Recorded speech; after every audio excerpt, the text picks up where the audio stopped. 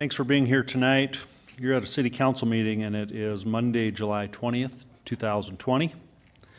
We'll start this meeting with roll call and determination of quorum. Nordstrom, here. Roberts, here. Stroman, here. Armstrong, here. Jones, here. Lehman, here. Solomon, here. Evans, here. Drew. Here. We have a quorum. Okay, thank you. And now next on the agenda, we'll have the invocation by Pastor Julie Norwood, followed by the Pledge of Allegiance.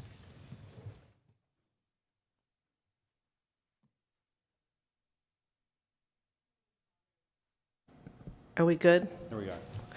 Thank you, Mr. Mayor. Heavenly Father, as we gather in this assembly tonight, we are grateful that you have brought us this far in this day. And God, in these times when life is really complicated and messy, you are the God of order. And so tonight, as we gather in your name, Lord, I pray for wisdom, discernment, and discretion in the decisions on the agenda that will be presented tonight. I thank you, Father, that we can call on you when we need help. And Lord, I pray for the council that they would work together to improve, to protect, and to enrich our community for your glory. In Jesus' name, amen. I pledge allegiance to the flag of the United States of America and to the republic for which it stands, one nation, under God, indivisible, with liberty and justice for all. Thank you.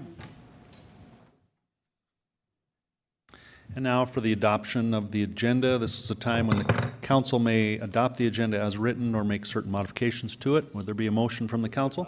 Second. Motion to adopt by Solomon, second by Armstrong. All those in favor of adoption of this agenda say aye. Aye. Opposed, say no. Motion carries. General public comment. This is a time for members of the public to discuss or express concerns to the council on any issue not on the agenda. Action will not be taken on these items except by placement on the agenda by unanimous vote of the council members present. So each speaker will have 3 minutes, and you can approach the podium, and the first speaker we have is Mary Hahn.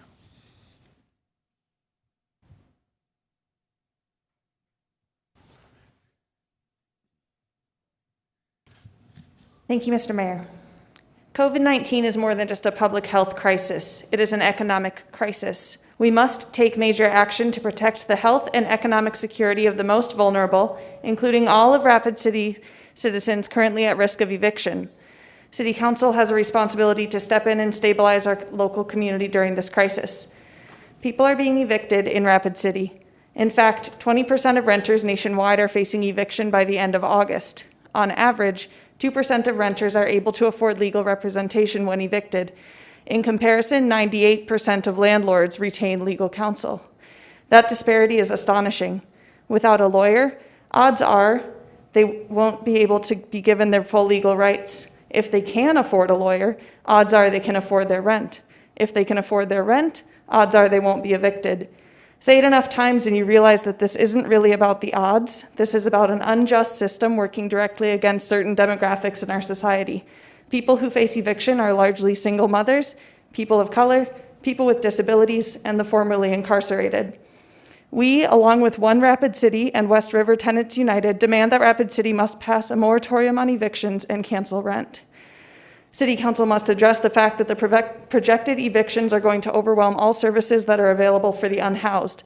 Housing assistance programs are already overrun and have long waiting lists. If our officials do not enact a moratorium, children will be endangered. Lives will be lost. We cannot wait any longer for Congress. This is up to us. We've also included ways for the landlords to be able to survive the pandemic. The city could step in to create a relief fund for landlords by which they can be reimbursed for canceled rent payments. Where could we get that money? Taking a look at our city budget shows that over a quarter of our funds go to the ambiguously titled police force, which somehow does not include dispatch, search and rescue, or emergency management. Perhaps by directing funds away from such a force and into areas of the community where it makes a proactive difference, we could solve this crisis and other crises that are disproportionately affecting our friends and relatives of color. The municipal and state government could even create an affordable housing fund to finance the purchase of cooperatives, community land trusts, and nonprofit-owned complexes to increase the availability of affordable and low-income housing. It would be a game changer. If the reallocation of funds simply seems unmanageable, there's this handy thing called the Federal CARES Act, which enables landlords to recoup their losses from rent cancellation so long as they agree to abide by a set of fair renting practices for a period of 5 years. If there is one positive thing to take away from the COVID-19 pandemic, it is that this virus has provided us with an opportunity to look at the disparities between who we claim to care for and who we actually care for as a city. Now is the time to examine our housing practices as a community. Thank you. Thank you. And next, Molly Larson.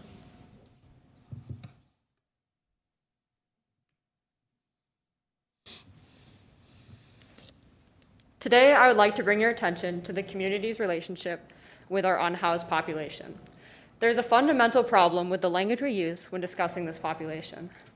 For example, while the City Council was discussing the RV Ministry's conditional use permit, the Council expressed concerns that it was just going to be, quote, another homeless hangout spot. Though that was not going to be the space's only function, what would be the problem if it was? Similarly, a major argument for its approval was to keep homeless people away from downtown and Main Street Square. I would argue that Main Street Square exists to be a hangout spot for the people of Rapid City. So why is it problematic when homeless people want to exist in public spaces? They should be allowed to take up space without it being discussed like a problem or a grievance. People hold value and their dignity should be respected, no exceptions. The value of our community members should not be determined by the value of the money they possess. Our country has effectively criminalized homelessness. We see this enacted through laws and ordinances criminalizing public urination, panhandling, loitering, public indecency, etc. These laws do not solve any underlying issues. Our community is no exception to this injustice.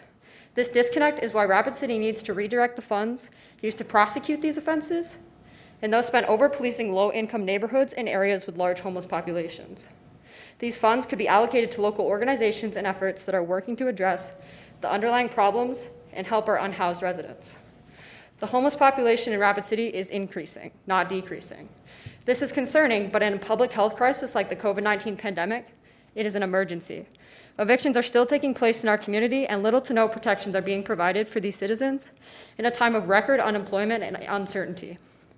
No one should be forced out of their home, especially during a pandemic. I urge the City Council, when drafting the new city budget, to reallocate some funds from the Rapid City Police Department budget into community initiatives and organizations that address the underlying issues, rather than the current approach that centers carceral punishment and retribution. And more immediately, I urge the City Council to act in accordance with the call for action of One Rapid City and to place a moratorium on all evictions. Thank you. Thank you. Andrew Hewitt.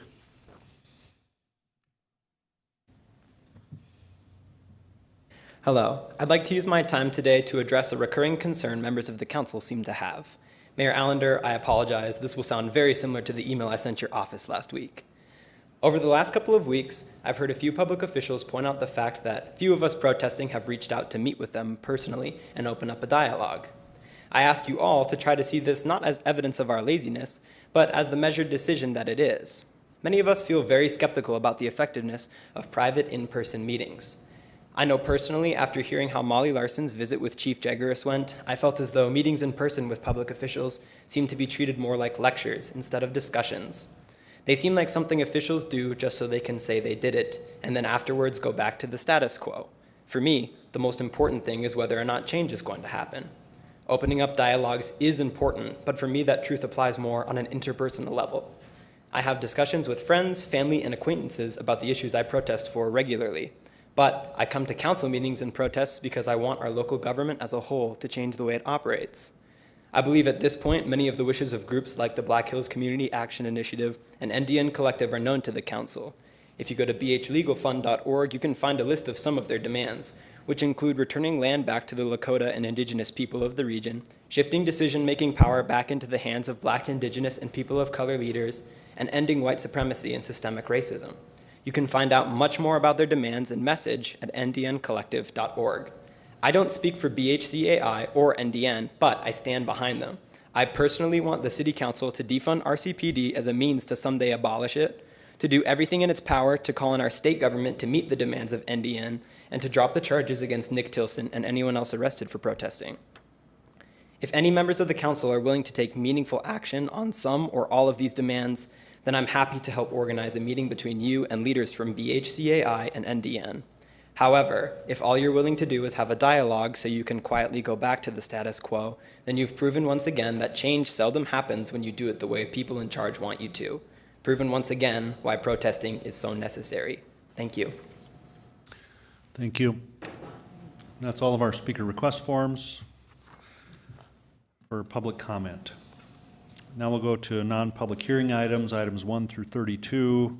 There are no speaker requests for these items, so that brings us to consent items 1 through 26. Would the council like to pull any items off of consent? Or if not, would there be a motion? Move to approve? Motion approved by Jones, second by Armstrong to approve items 1 through 26 on consent. All in favor of that motion say aye. Aye. Opposed, say no.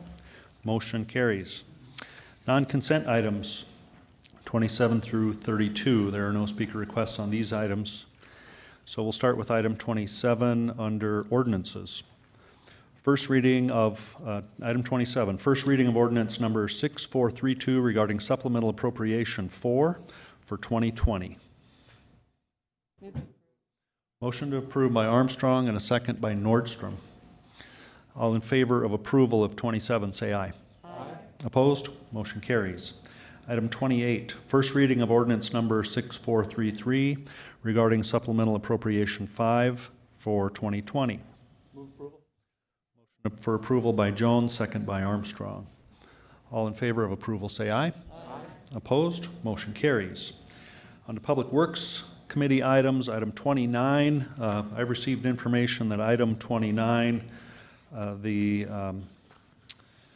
the party wishes to withdraw this item from the agenda.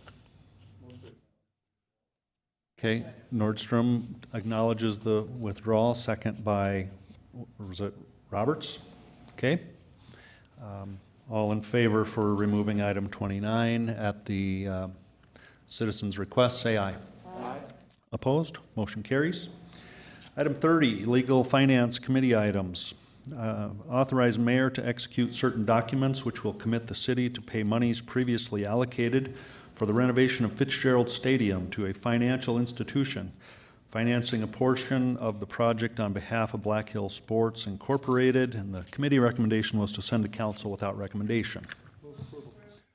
Okay, motion approved by Jones and a second by Drew. All in favor of approval, say aye. Aye. Opposed? Motion carries. Mayor's items, 31, authorize up to $75,000 in additional funding for the new emergency shelter location operations. And just as a little brief for the council and others, the emergency shelter started out at the Civic Center Rushmore Hall, operated there for some time.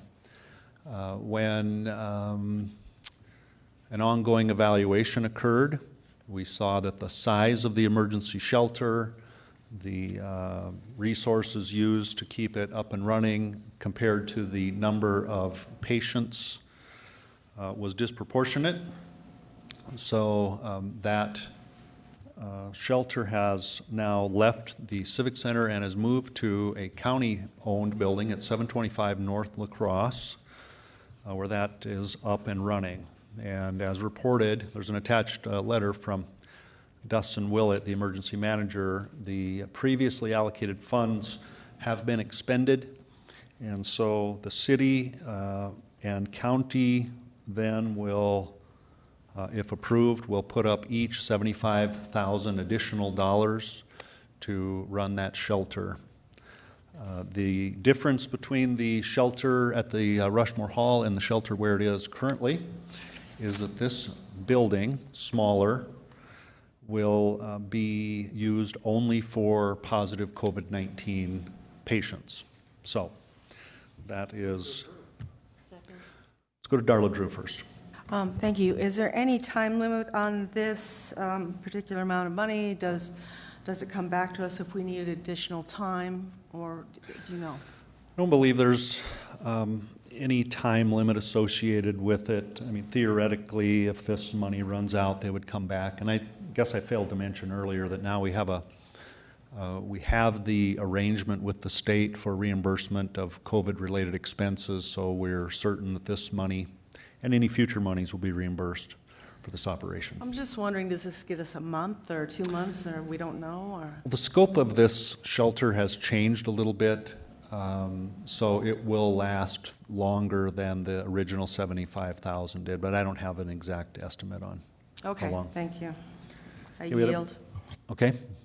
Motion to approve over here, was it from Solomon? And a second by Armstrong. Motion for approval and a second.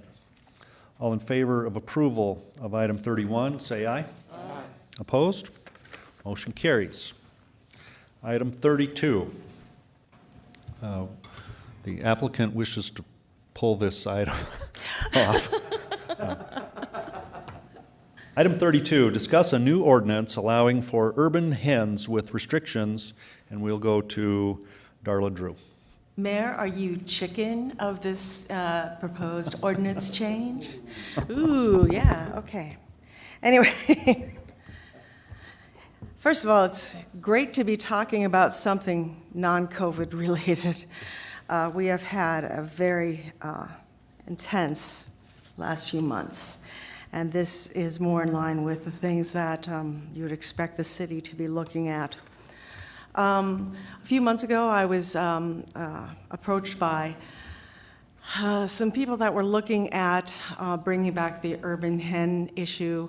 This is not the first time it's been brought before council. I understand it happened 10 years ago. It was then they looked at it again in 2014 when I was first on council. I got some of the nastiest emails I'd ever gotten, ever, in my entire tenure. And now it seems like a good time to approach it again. Many, I think, young people were approaching me more with this issue than those that are my age. But it appears to be an increased push for allowing domestic hens in the city, and some of the push is coming from young people and those concerned about the impacts of COVID-19 on food supplies. So I've been working on this really even before some of these pandemic issues came up. Ken Young and I and Vicki Fisher got together and started talking about what an ordinance like this would look like. These are just a few of the highlights. A license would be obtained from the Black Hills Humane Society for the keeping of domestic hens. Hens shall only be allowed on property zoned for single-family dwelling. No more than 4 chickens, this is important, 4 chickens shall be kept on a licensed premise. Roosters are prohibited. Roosters, I want to say it again, are prohibited. Yes, you might not know you have one right away, but when you do, we have some people that will help you get rid of it. Hens will be housed in a secure, predator-proof, and well-ventilated roost structure. A secure mesh-style fence shall be constructed around the hen enclosure.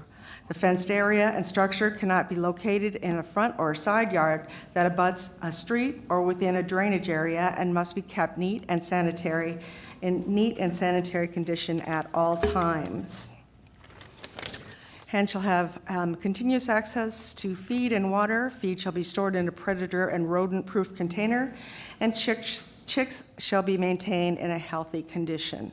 So these are all of the things that we've been working on over the past few months to make this acceptable to people in Rapid City.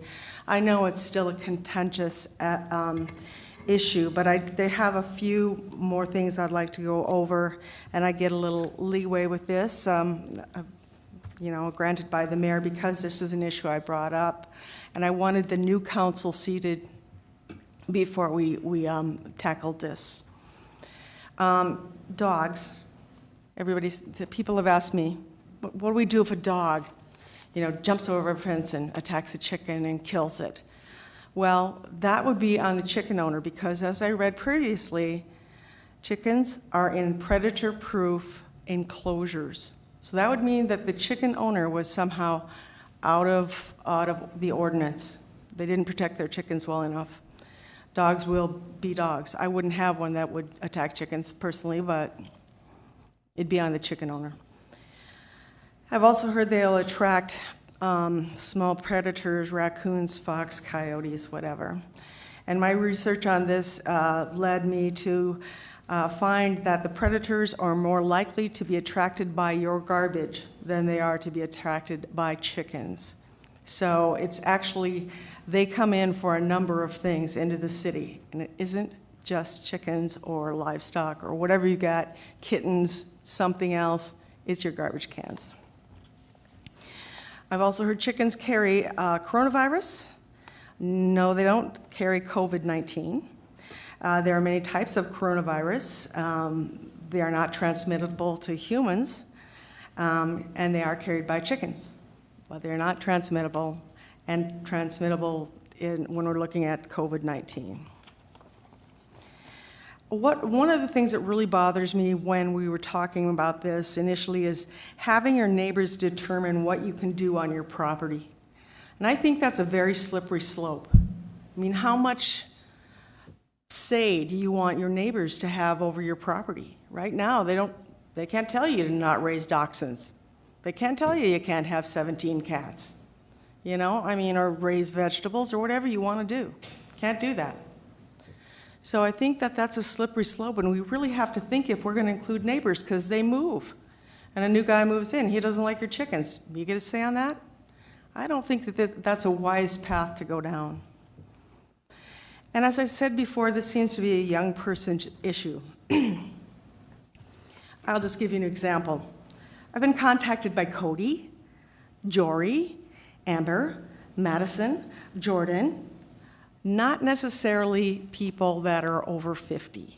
You know, I mean, I don't know any DARLA that is younger than 50.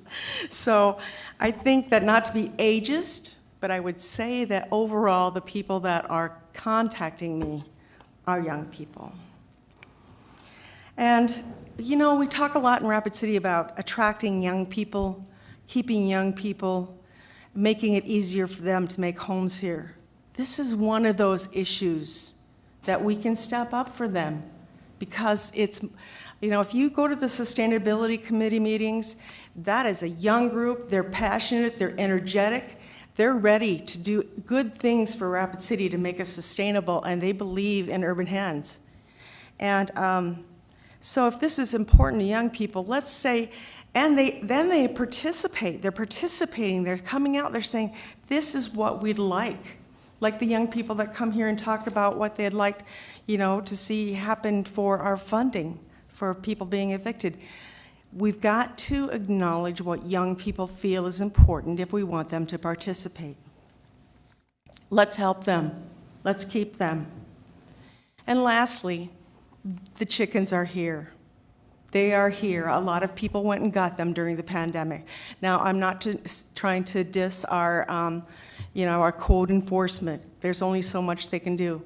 But I talked to a young woman who went to Lowe's to get some flooring, you know, if they had any scraps, because she was thinking that this would pass and she would have a chicken coop in her yard.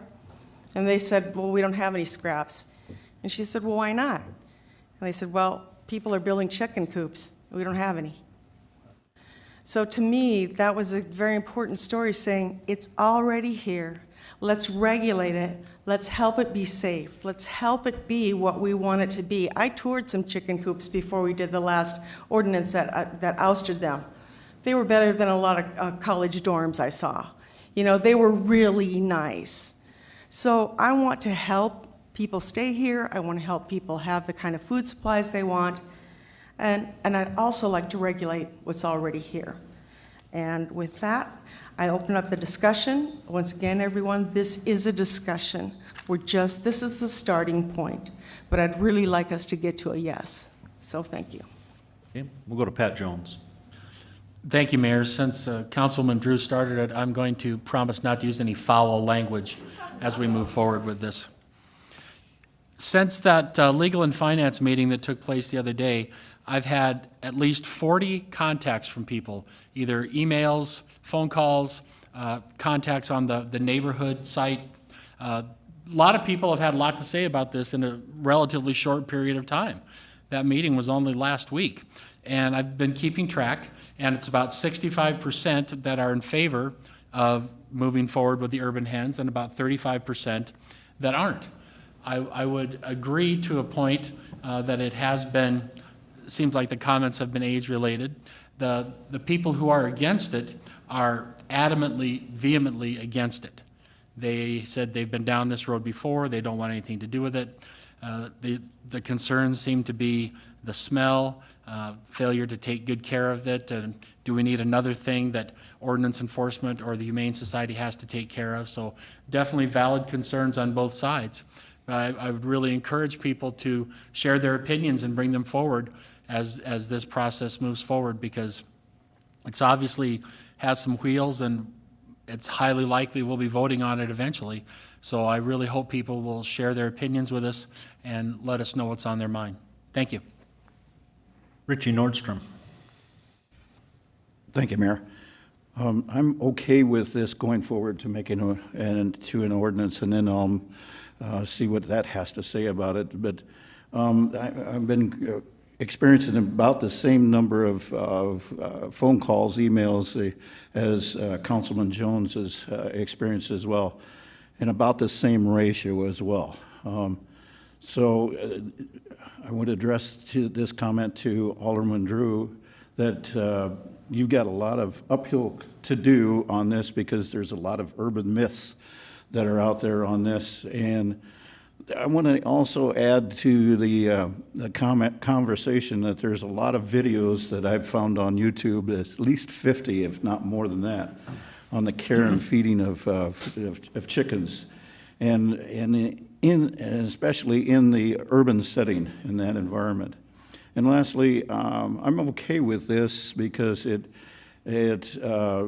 addresses one of the issues for me, is that people should have some property rights as well, but with guidelines. And if we have those guidelines in place, I'm going to feel more comfortable about this. But again, Alderwoman Drew, you've got an uphill climb to go through to take care of these urban myths that are out there. Thank you. I yield. Laura Armstrong. Thank you, Mayor. Ms. Drew and I have been talking about this for quite a while, and she's been kind of holding back and waiting for the right time. And people have been contacting us, and I have been experiencing, again, the same ratio that Mr. Jones, Mr. Nordstrom have. The people that are for this are just passionate about it, and the people that are against it are staunchly against it. My concerns, my only concerns, are code enforcement. We only have 3 officers for 78,000 people here, and of course the Humane Society, but I'm pretty confident we can work out these glitches.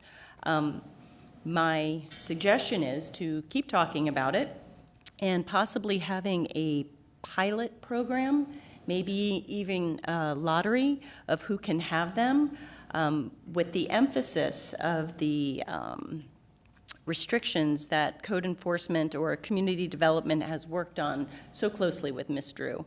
But I think the limit of the hens, and I think lot size needs to play into fact. Where I live, I have a little bit of acreage, but it's a totally different story with somebody, say, on West Boulevard with their homes closer together. So these are things that we really need to take into consideration, and I do applaud Ms. Drew and Mr. Young and Ms. Fisher for putting this together so we can have this discussion. But I would be for having a small pilot program to kind of work out the glitches and then maybe move forward. So those are my comments. Thank you. Bill Evans.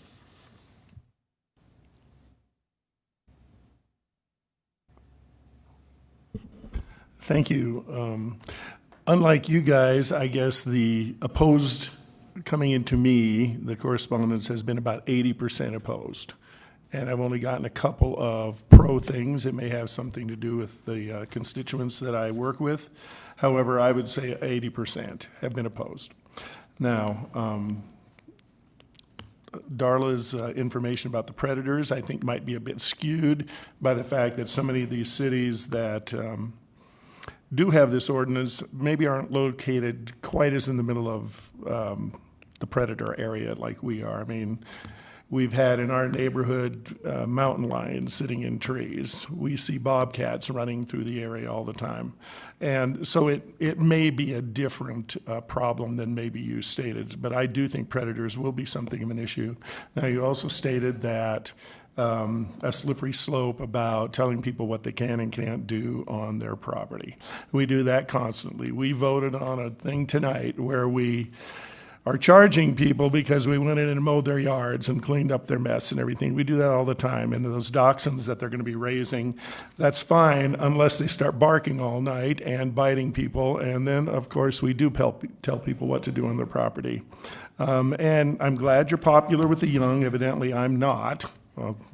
But maybe the passion of the youth is tempered by the wisdom of the antiquity here. It seems that a lot of the old people are opposed because a lot of them grew up on ranches and farms and they moved into the city. They know what it entails.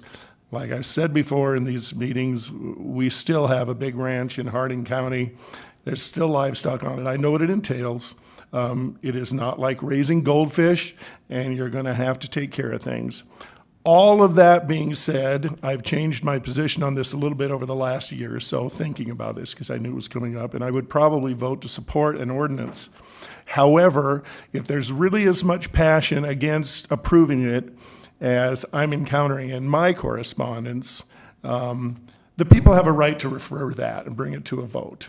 And if there's as much passion against it as I think there actually might be, they will refer it, and it'll happen that way. So I just wanted to throw that out there. Thank you. Jason Solomon. Well, thank you, Mr. Mayor. I will just reiterate comments I made at Legal and Finance very quickly, just to say that I'm open to it as long as it's responsible, respectful, and reasonable. And so as we look at the details, you laid out some of them, but that'll be what's really important. Respectful to neighbors, obviously. Responsible that they are taking care of the hens as well as everything that goes around it. And of course, reasonable because, we allow certain animals, so you kind of give that, we kind of have an idea of what the leeway would be with regards to hens. I will say I would love to hear more about how other communities have experienced this. I know Sioux Falls has been down this road. It would be very wise for us to say, what lessons did you learn? What do you wish you would have known then that you know now?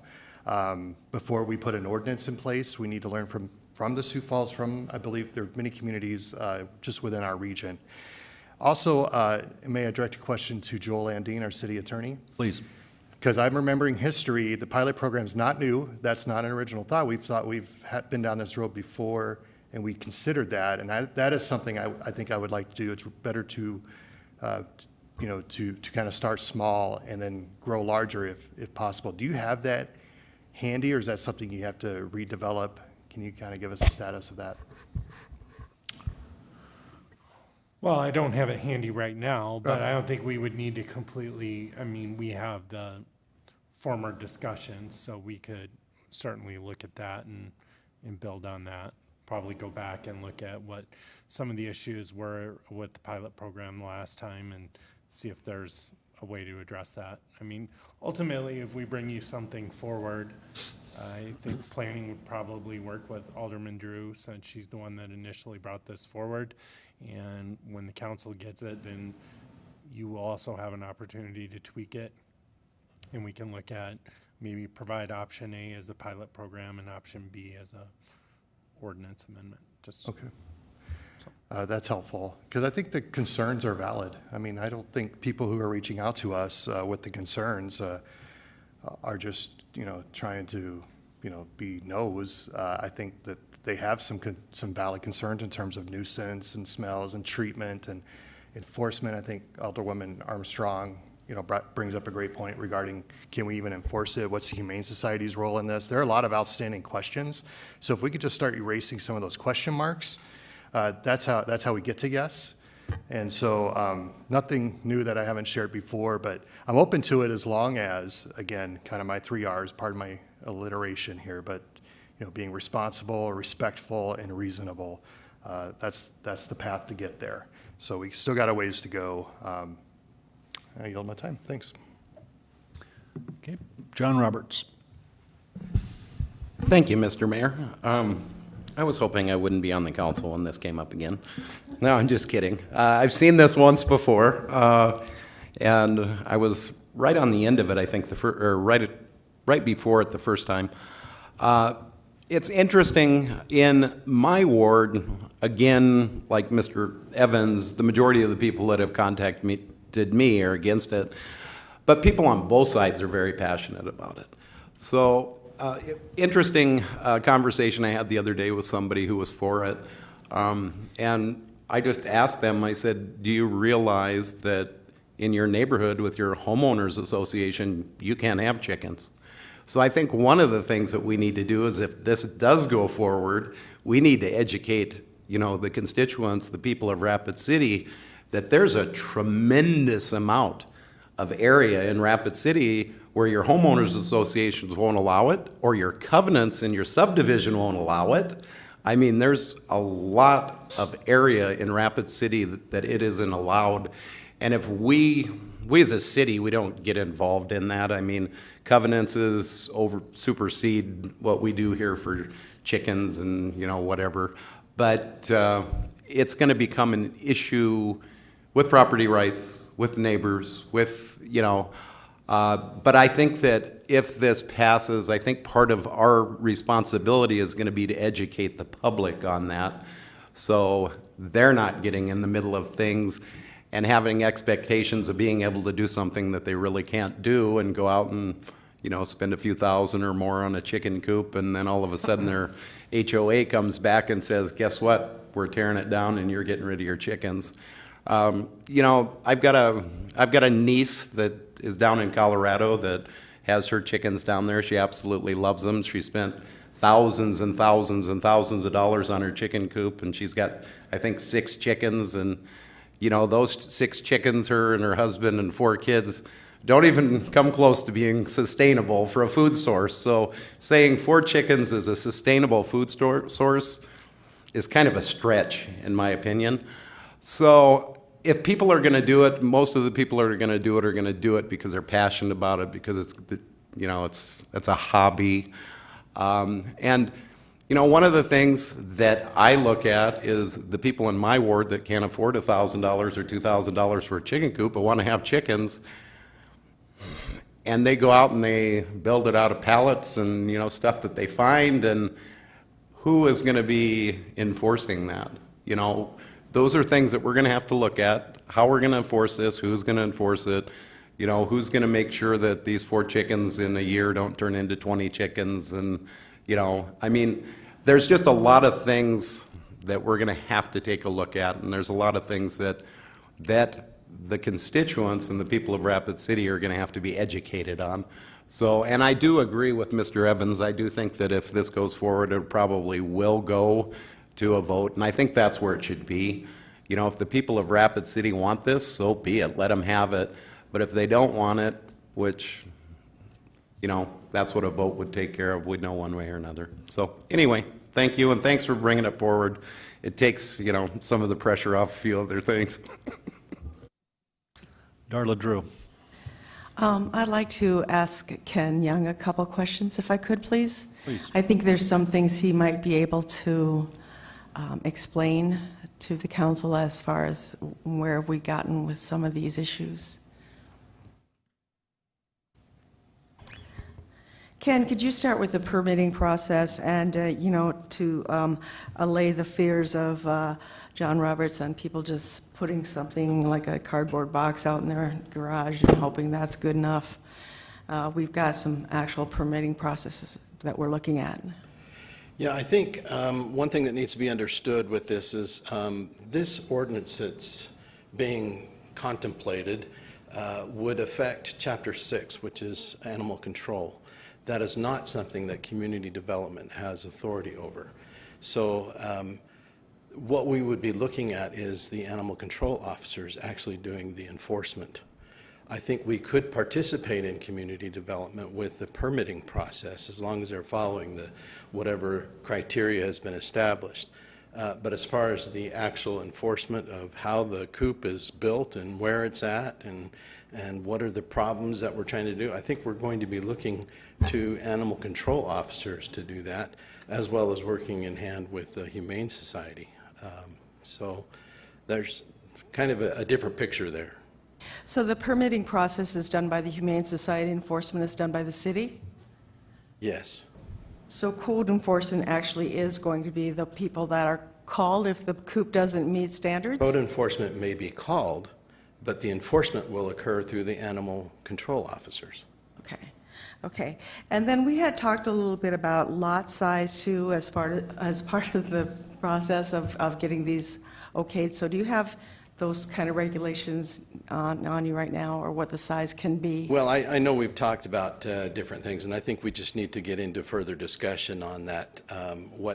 I think what's important is not so much lot size, but setback. I mean, you can have a small home on a fairly small lot that can meet a setback requirement versus a larger home on a medium-sized lot that probably couldn't meet those setback requirements. So I think we need to look at a lot of different criteria when we're talking about how close in proximity to our neighbors the chickens actually are. Okay, so I look forward to our further discussions on this. Is there anything else you'd like to add that you've just want to say? Well, I'll just say from my experience, I have worked with other communities that have gone through the same process and established it. And if I may, if you'll forgive me, after it was approved, we barely heard a squawk or a cluck from the community in regards to problems. I think it's a big deal up front. It's not such a big deal after it's done. All right, thank you for that. Okay, Jason Solomon. Thank you. Just a follow-up for our city attorney. Joel, do we currently allow hens with a certain amount of acreage in town? I'm gonna be a lawyer here and say I'm not absolutely sure. If we do, it's probably limited to agriculturally zoned property. I think there are some ordinances, and again, it's not something that we're confronted with a lot, but those are really meant to address if you have a ranch or farm or something on the edge of town, it gets annexed in, doesn't necessarily, it's kind of like a legal non-conforming and you can continue. So there are some regulations that allow it, but I'm not aware of anything. In fact, I don't believe they would be allowed in a regular residential neighborhood to have a hen. It would have to be like a pre-existing or a ranch in a properly zoned area. Okay, so really there's no situation where it's currently allowed in city limits, excuse me. If it is, it's that you know of. extremely, if it is, it's extremely limited, Okay. and it would not apply to the average residential neighborhood or residential home. But that's not true of like horses and things like, because we know that those exist. Well, So- again, it would have to be properly zoned, Okay. and there are regulations, and I think there might even be regulations in state law about separation from livestock and dwelling units and stuff other than the dwelling unit on the property. Very well. Thank you. Bill Evans. Since Mr. Young brought it up, I would just like to comment that we maybe shouldn't get too set in certain draconian types of setback requirements and everything. You may have two neighbors that both want to have chickens, for instance, and they've decided that space between their two houses, because I believe the initial proposal was backyards, maybe those two neighbors want to cooperate and they want to have their chickens both between the houses to keep them, isolated from the other neighbors on the other side. So we need a little flexibility when we set this up.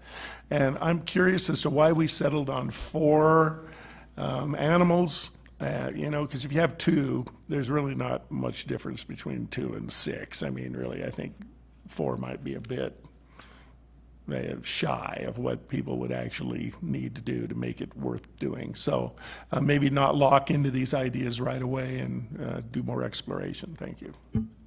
Darla Drew. Thank you, Mayor. When we went through this at Legal and Finance, we just did a consensus of whether we wanted people wanted our Ken Young and our attorney Joe Landine to go forward with kind of formulating a plan or an ordinance.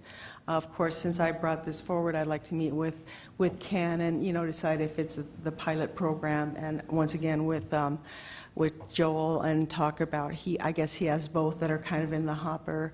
So we just did a consensus of, yes, we want to go forward with something and bring it back when you got some more information. Okay, looks like we're at the end of this discussion. Thanks, everyone, and thanks, Darla, for bringing this up. You're a good egg.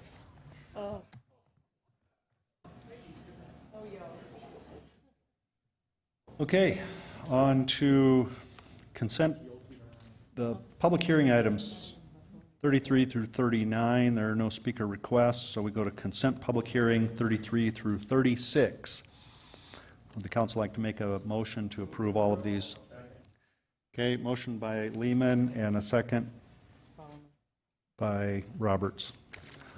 All in favor of approval of items 33 through 36, say aye. Aye. Opposed? Motion carries. Non-consent public hearing items, starting with item 37. Second reading, ordinance 6426, and ordinance amending section 17.06 of chapter 17 of the Rapid City Municipal Code. A request by KTM Design Solutions for BH Capital 4 LLC for a rezoning request from General Agricultural District to Light Industrial District for property generally described as being located southeast of the intersection of North Creek Drive and Eglin Street. Motion to approve by Nordstrom, second by Stroman. All in favor of approval, say aye. Aye. Opposed? Motion carries. Item 38, second reading of ordinance number 6423, an ordinance amendment to recodify establishment and organization of a historic preservation commission by removing section 17.54.010E and adding chapter 2.62 to the Rapid City Municipal Code. Motion to approve by Jones and a second by Drew. Okay. Now with a motion and a second, all in favor of approval say aye. Aye. Opposed? Motion carries. Item 39, second reading, ordinance number 6434, an ordinance amendment to revise the requirement for a plan development overlay by amending section 17.50.050 of the Rapid City Municipal Code. Motion to approve by Nordstrom, and a second by Lehman. All in favor of approval say aye. Aye. Opposed? Motion carries. Item 40 is the bill list, and we will go to City Finance Director Pauline Sumption. Thank you, Mr. Mayor. There are no additions to the bill list, so the total is that which is attached at $6,467.97. Who made the motion? Roberts. Second by Jones. Motion to adjourn. Adjourn. Armstrong. Second by everyone else. All in favor say aye. Aye. Thank you. We are adjourned, everyone.